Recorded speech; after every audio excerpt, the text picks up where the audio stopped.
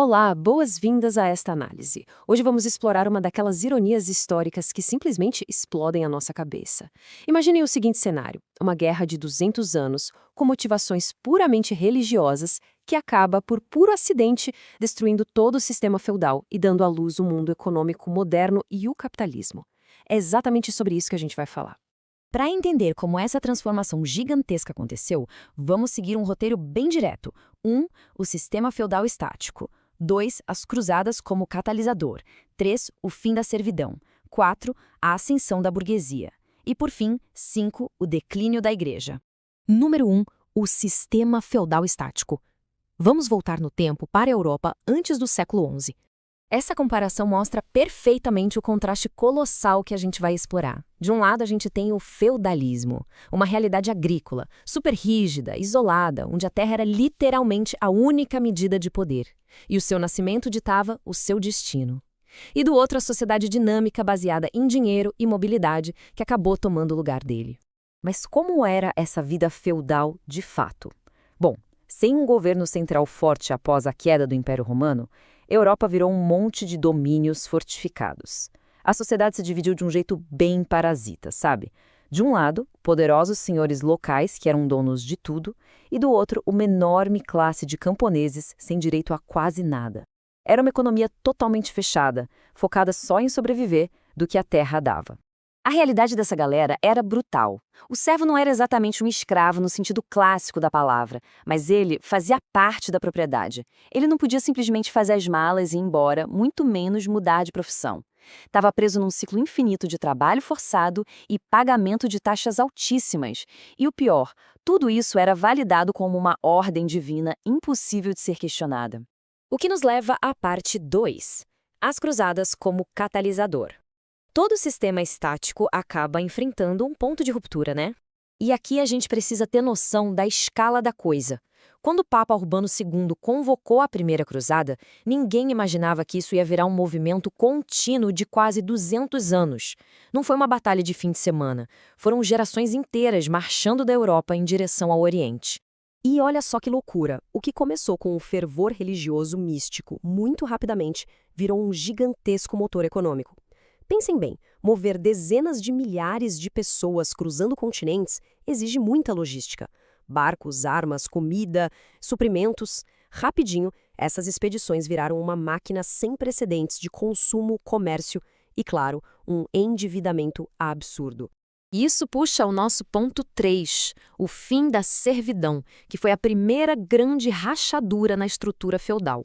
A mecânica de como os servos começaram a se libertar é simplesmente fascinante. Os nobres tinham muita terra, mas quase nenhuma moeda no bolso. Só que para viajar e comprar aquelas armaduras caríssimas, eles precisavam de dinheiro vivo. À saída, eles começaram a vender a liberdade para os próprios servos em troca de grana. E para piorar a situação da nobreza, muitos desses senhores morreram no caminho ou voltaram completamente falidos, quebrando de vez a força da aristocracia local. Agora, quem não comprava a própria liberdade muitas vezes simplesmente fugia. Com os senhores da guerra longe de casa por anos, as cidades medievais viraram uma rota de escape perfeita. Existia uma lei muito famosa na época. Se um servo fugitivo conseguisse viver numa cidade por 1 ano e 1 dia sem ser reclamado pelo seu senhor, ele virava um homem livre. Isso atraiu milhares de pessoas, criando os primeiros artesãos e trabalhadores assalariados urbanos. Vamos para a seção 4, a ascensão da burguesia.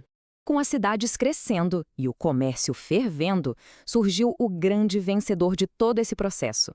Uma classe totalmente nova de mercadores que ganhou o nome de burguesia, por causa dos burgos, aquelas muralhas fortificadas onde eles se instalavam para fazer negócios.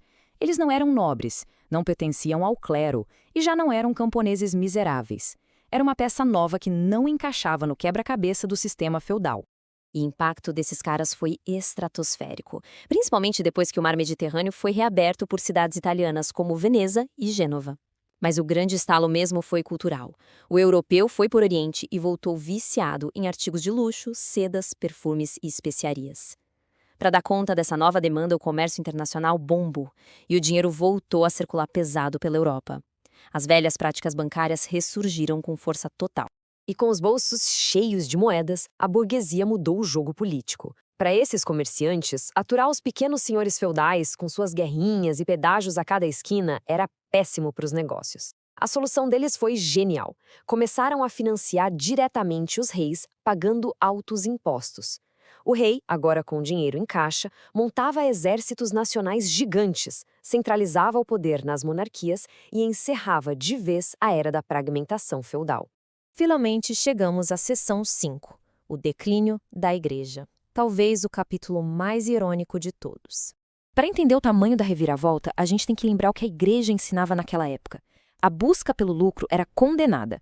A teologia econômica medieval pregava o justo preço. E a usura, que é o ato de cobrar juros sobre empréstimo, era vista como um pecado gravíssimo. São Tomás de Aquino literalmente dizia que vender mais caro ou comprar mais barato do que uma coisa vale era, em si, injusto e ilícito. Só que a prática era muito diferente do discurso. A instituição que pregava contra o lucro foi, curiosamente, a primeira grande entidade capitalista do mundo. A Igreja possuía até metade das terras da Europa, agia como um megabanco medieval, cobrava juros e até ameaçava de punição espiritual quem não pagasse os empréstimos. As ordens militares, como os Cavaleiros Templários, criaram sistemas internacionais de crédito impressionantes. Foram eles que inventaram uma espécie de cheque de viagem medieval, para os peregrinos não precisarem andar carregando sacos de moedas pesadas. E aí veio o golpe final na credibilidade. Depois de 200 anos, as cruzadas falharam militarmente. Eles perderam o controle da Terra Santa. E para o público medieval, que era extremamente místico e viu o resultado das batalhas como um sinal da vontade de Deus, perder aquela guerra sinalizou uma repreensão divina direta.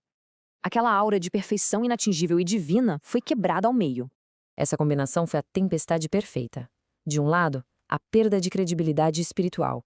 Do outro, os mercadores vendo a própria liderança religiosa acumulando riquezas astronômicas sem nenhum pudor.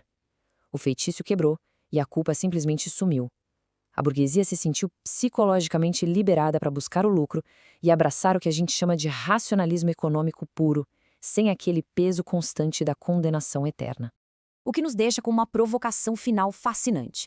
As cruzadas fracassaram miseravelmente como missão religiosa, sim, mas será que no meio de todo aquele fanatismo medieval, elas não desenharam acidentalmente as regras do mundo em que a gente vive hoje? Um evento pensado para consolidar a fé, gerou camponeses livres, comerciantes poderosos, reis centralizadores e as bases inteiras do capitalismo.